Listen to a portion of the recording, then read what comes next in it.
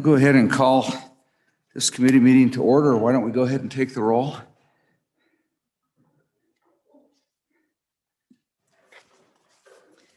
Thank you. For Senate Appropriations Committee, March 23rd at 8 a.m. Senator Grew. Here. Senator Hicks. Excused. Senator Kinski. Excused. Senator Steinmetz. Here. Chairman Perkins. Here. You have a quorum.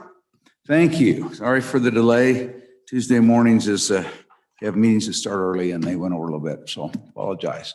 So anyway, our only bill for consideration this morning is House Bill 133, online sports wagering.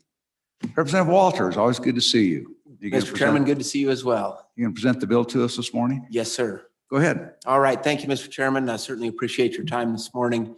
Online sports wagering, House Bill 133 is what's before you today. And really, this is about consumer protection. In 2018, the United States Supreme Court overturned their previous ruling, which had prohibited sports wagering in the United States. And so with that, since that time, about 23 states have put into place a regulated environment for online and sports wagering. And so what this bill attempts to do is put into place a regulated market for Wyoming to offer sports wagering and making sure that it's done only online so that we don't have physical location sports books set up on every corner throughout the state of Wyoming. And again, it's about consumer protection because currently these activities are going on in the United States and in the state of Wyoming, but they're going on hosted through illegal offshore accounts and people offering those. And so there's no consumer protection. So if you place a wager and win big and your so-called bookie can't pay, you're just out. They might cancel their email and head out of town, and the consumer is unprotected. In the regulated market, that doesn't take place. And so that's what this bill attempts to do. And really in the regulated market, there's two ways to structure it. One is through a sole source for the entire state, and the other is through a competitive market. And this bill structures it in a competitive market. And the reason for that competitive market is to convert those folks using the illegal markets to the regulated market. And they will do so more so when they're a competitive market structure, because there's different opportunities, different ways to wager, and every vendor or operator offers those differently. And so that's why somebody may want vendor or operator A over operator B due to the games and the way they're allowed to wager. So with that introduction, I'll move into the bill. Page 1 is real basic, don't need to read that to you. Moving on to page 2, we discuss the definitions. We have the cash equivalent, and that discusses how you would put money into your account, and we'll get to the account shortly. Moving on to page 3, on line 13, we have the commission. That's the Wyoming Gaming Commission. Line 16 is discussing the director, the executive director of the Wyoming Gaming Commission. And line 19, we start to discuss fantasy sports contests. And that discussion of fantasy sports contests carries on through page 4 and through the top of page 5. And then on page 5, line 9, there subsection 5, I really want to point out fantasy sports contest player. And this is not the athlete.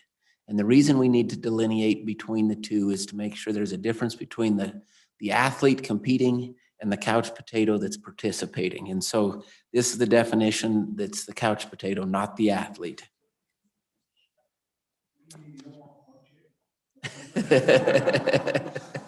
Deflated footballs, who knows? We won't discuss that. Right.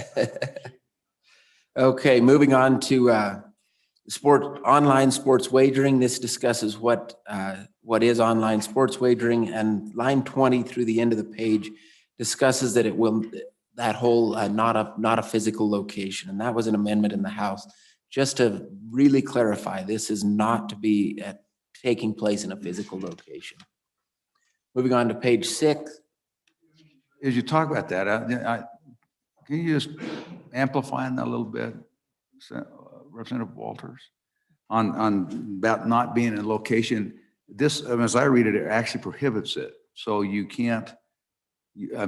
So you go into, you just go to your local sports bar. You got however many big screens, you're watching whatever events up there. Whether you're a fantasy player, whether you're actually bidding on the outcome of games. I would expect these folks would want, a lot of these folks would want to congregate because it's part part where that, particularly on fantasy sport, there's a significant social aspect to it, whether in some respects. So does that get in the way of that by having that prohibition? Mr. Chairman, I don't believe it does. You can get together, watch the games and pull out your cell phone and place your wager. The difference between that and the sports bar actually having a window you would walk up to and place the wager. Okay. That's what we're trying to delineate. And so The wagers have to be placed online. have to be That's all- placed that's online, okay. and the business cannot be offering that. They just need to have good Wi-Fi. They need to have good Wi-Fi and great 5G or something. TVs, big TVs. That's all they need to provide.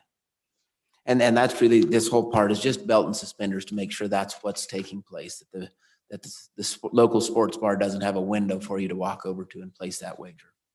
Moving on to the top of page 6, discusses what online sports wagering revenue is, and really what it is it's the net. So that's the easiest way to think of that definition. And then on line 10, subsection 8 there, the patron, and that patron is the person placing the wager. And so we just needed to delineate the difference between the patron and the operator that is taking the wager, accepting the wager. Then we have what is a prohibited wager.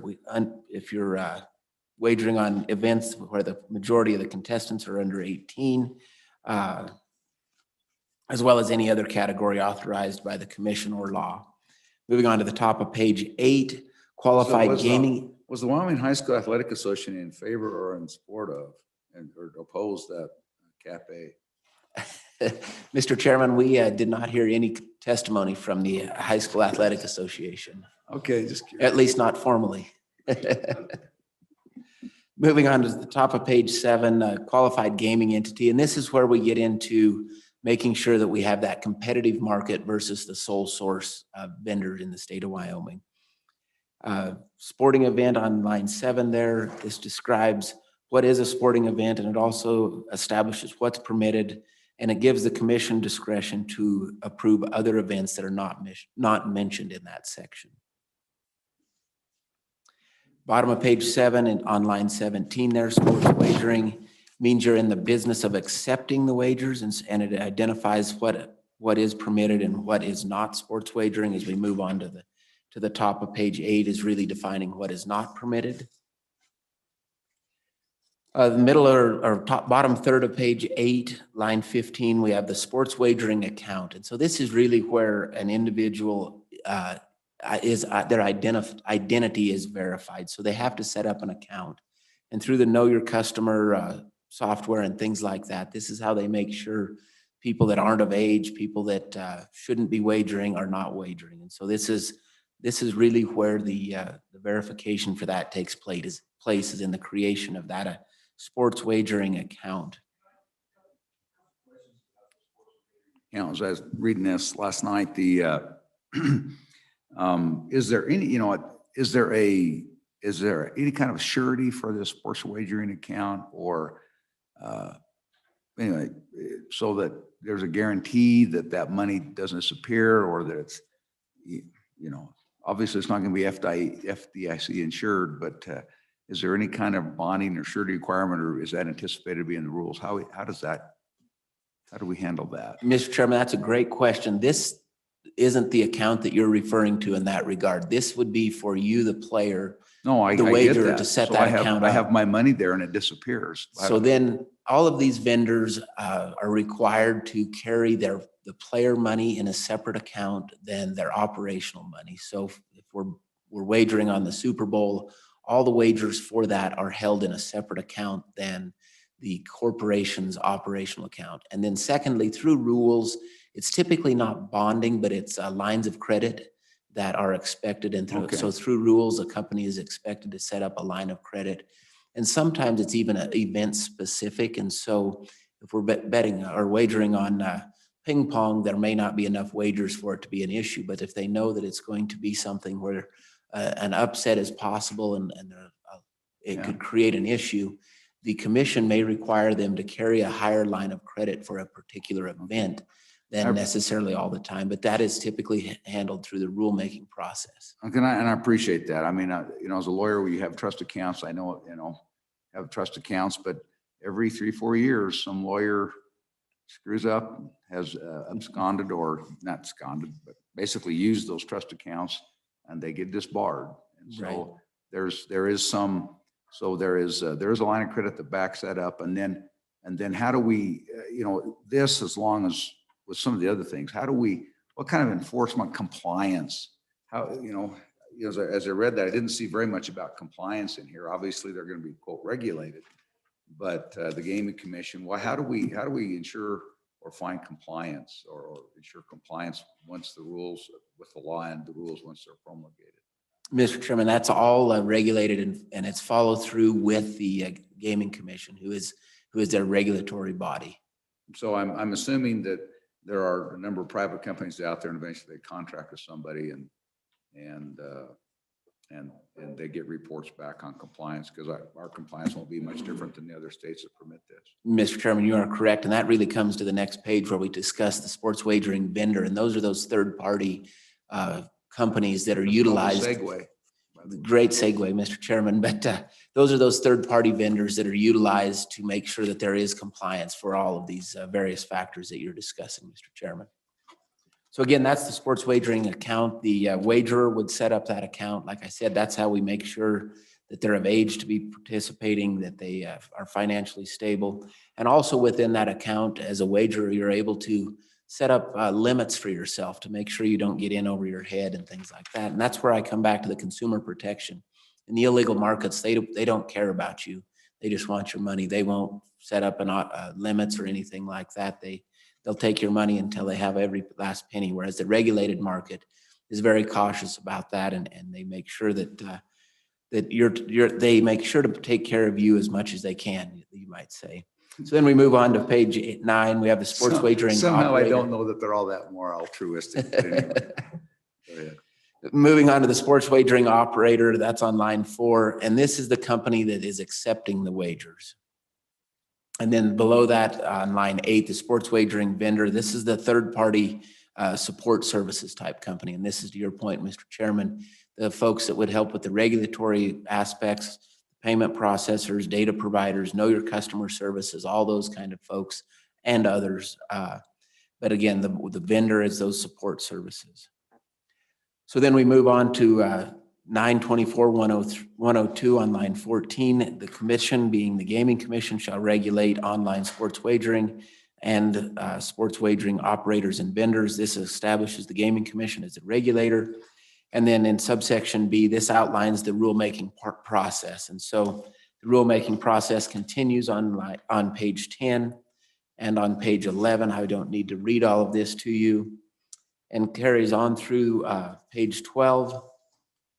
And on line 14 of page 12, subsection C there, this is to get the commission to learn from what other states have done, what works best to maximize market participation. And again, this is about converting people from the illegal markets into a regulated, protected market.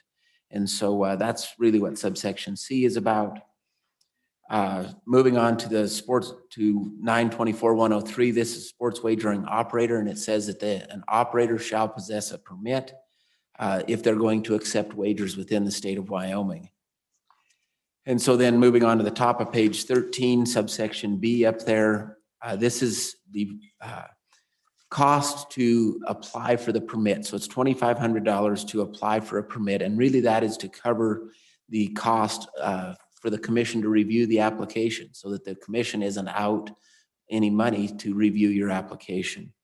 So, as you look at the rulemaking requirements you've got on, 10, 11, and on to 12, a couple things that I wasn't quite sure about are, one, I didn't see anywhere where, as you talked for a minute about limits, and that you've got some ways, some consumer protection to try and keep people from getting over the head. And I didn't see those. I didn't see any specific. Is there any?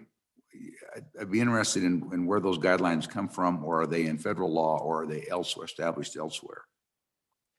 Really, Mr. Chairman, they're established by the company. They're product offerings, you might say, within the company. If you want to put a limit on what your wagers are because you can only afford so much, it's a product offering within the company. It's not necessarily a requirement that's out there. Okay, so it's not like if you got to Deadwood and you've got a limit, you got certain limits, you can't exceed that. That's not, it's actually something that you do when you sign up and you set your own limit. Yeah. Mr. Chairman, that's correct. You sign up and say, I want to make sure I can't wager over $50 at any one particular wager, or never, my account can never exceed $500 or something. And then- But that's, and- like I said, that's a company product offering. Okay. Good.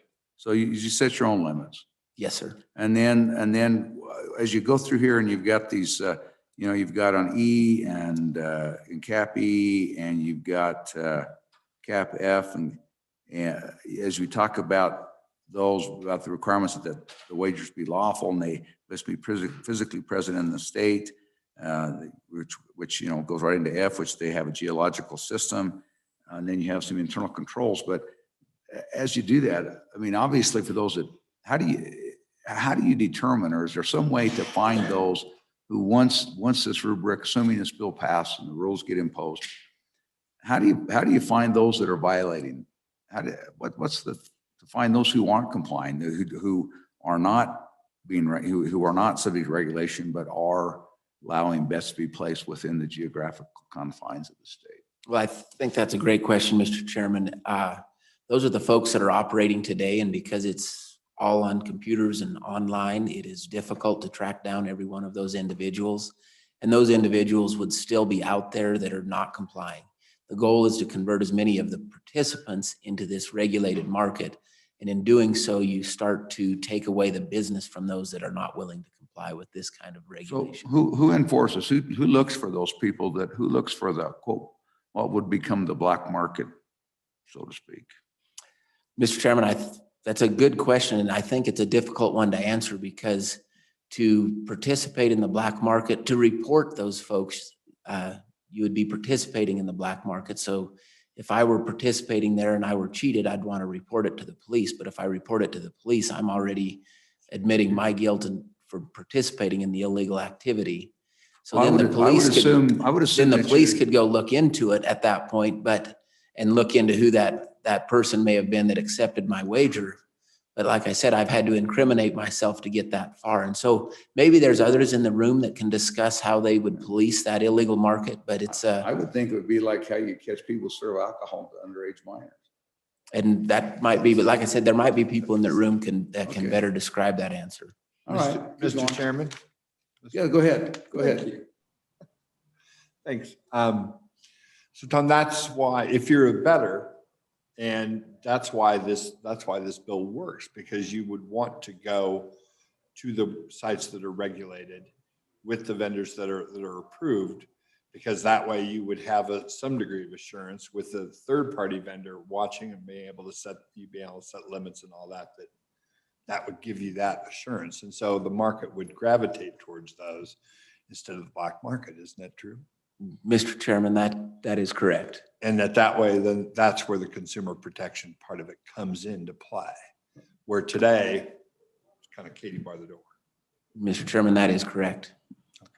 Mr. Chairman, I see Senator Wasserberger has a question. Sorry not to run your meeting, but I just looked over and saw him on the Senator Wasserberger's not on our screen. committee.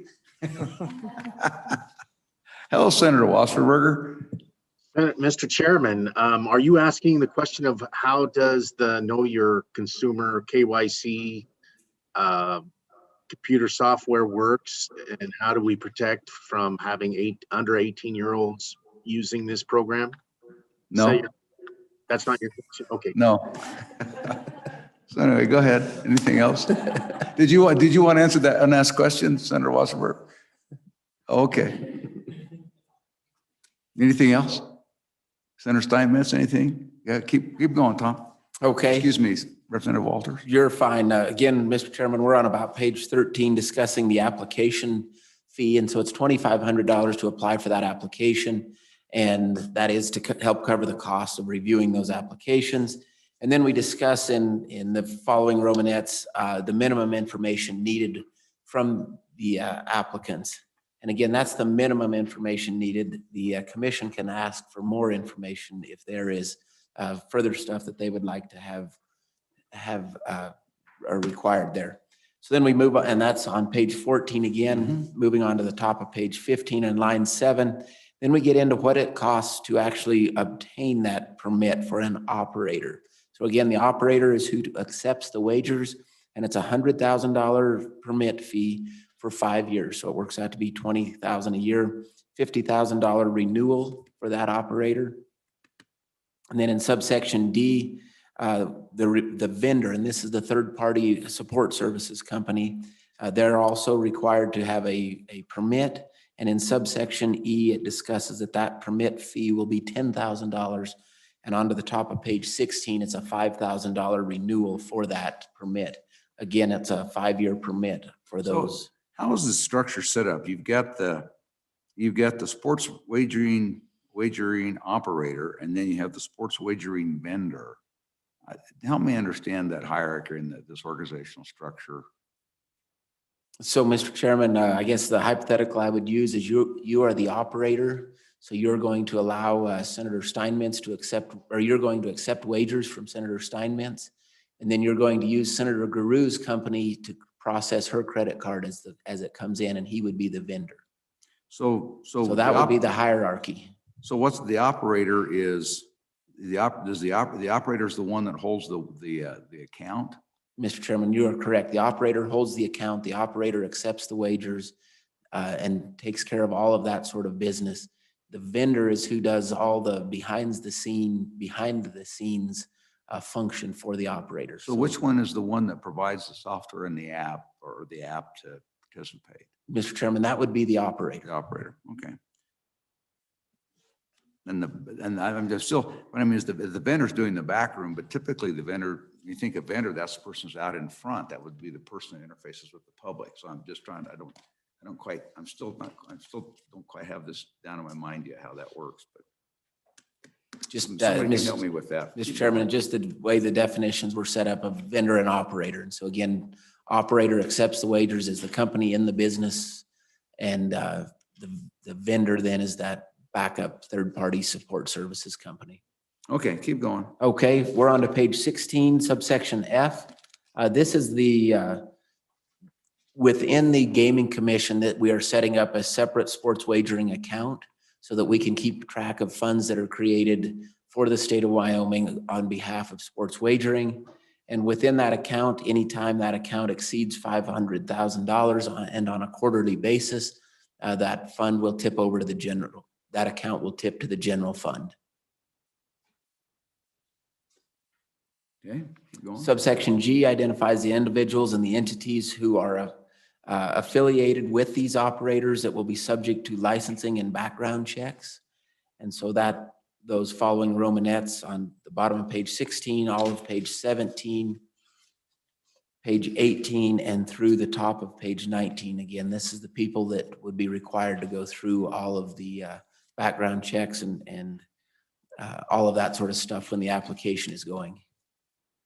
And is it anticipated that, will you handle nominee agreements and things like that where you have undisclosed principals now? Will that be handled by regulation so that you know that somebody who owns more than 50% is really the owner of the 15%? I mean, is all that handled? At some point, there has to be obviously some disclosure. You got to know who they really are. Mr. Chairman, yes. Okay. That's all handled through rule and regulation, and it really is who are the folks in control of things versus who are the folks that just have the money backing the operation, you might say. And so the folks that are in control are the ones that really need to have the most strict and be scrutinized the most in terms of the background checks. And those that are just financially invested, probably not as much, but all of that is discovered through the application process. On top of page 18, it also discusses. Are there any, other than the general prohibitions that we have that we just went through a few minutes ago, or about the kind of minimum requirements of and we do these background checks, and it's clear that those apply to these individuals that are in quote control. Is that correct? Yes, Mr. Chairman. Okay. And on top of page 18, as we start to identify disqualifying behaviors that would lead to the commission denying a permit to an operator, so we can note those as well. Moving on to page 19, middle of the page on line 11, this is again additional parameters to ensure that we use the competitive market versus the type of structure versus a sole source structure for the state of Wyoming. And this is within qualified and reputable operators. And then subsection K is kind of a unique subsection. It's really just an optional tool for the commission. Possible that it would never be used, but it's a temporary permit for sports wagering operators.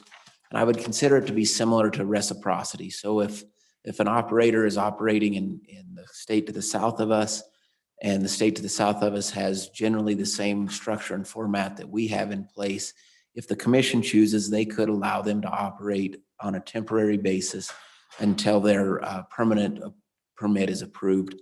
Again, it's just a tool, probably won't be used, but it's something to put into place just in case the commission wanted to do something like that. And that temporary permit would be in place until the permanent permit was issued. On page 20, subsection M, we do the same thing for vendors, and this is really to streamline the vendor process by allowing that same kind of reciprocity. And the reason you would do that is if it's a payment processor or a geolocation service that's operating and offering these services in many other states for this kind of activity, it would make sense for the time and efficiency for the commission to accept that they are doing the same service in another state. They can do the same service for our state. Again, they're just to streamline the process. Moving on to line 15, 924, 104. This is the distribution of revenue. And what this is we're saying we're going to take 10% of the online sports wagering revenue. Which is the net. Comes to the net. The net comes to the state of Wyoming. But it also delineates out the first $300,000 will be used to treat problem gaming within folks within the state.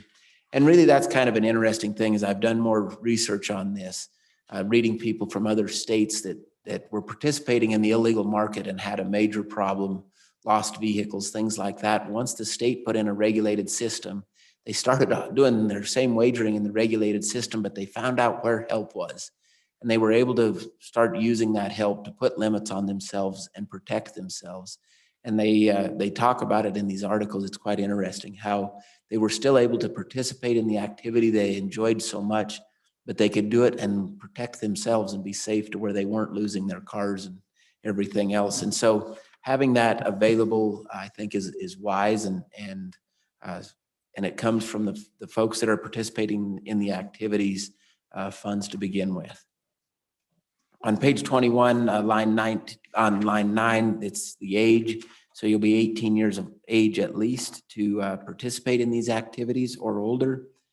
Moving on down to the penalties, and Mr. Chairman, this is what you were discussing earlier. If we're able to find, and hopefully we would be able to find these folks that are operating illegally, and they do not have a permit, the first time they're accepting wagers and discovered without having a permit and they're accepting wagers, it's a $25,000 fine, and it just increases the more times that you're caught doing it.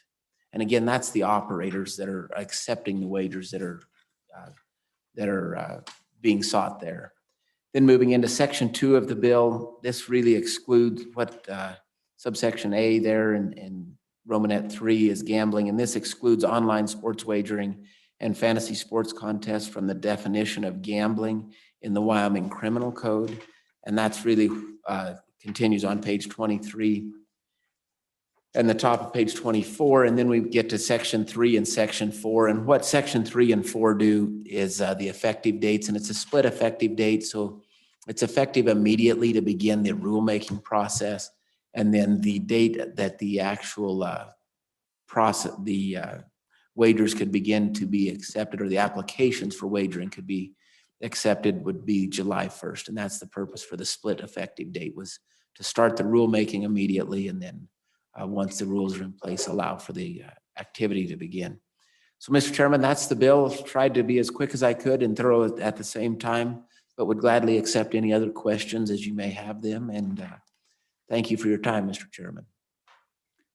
Okay. You get speed, quality, and cost. You always only get to pick 2. That's how it works. Okay, thank you. Questions for Representative Walters? And Senator Wasserberger, did you need him to repeat anything? So you've got the notes for your presentation. I'm assuming you're carrying this on the floor. Way to burn me, Mr. Chairman. No, I'm definitely Got your taking back. notes, Mr. Chairman.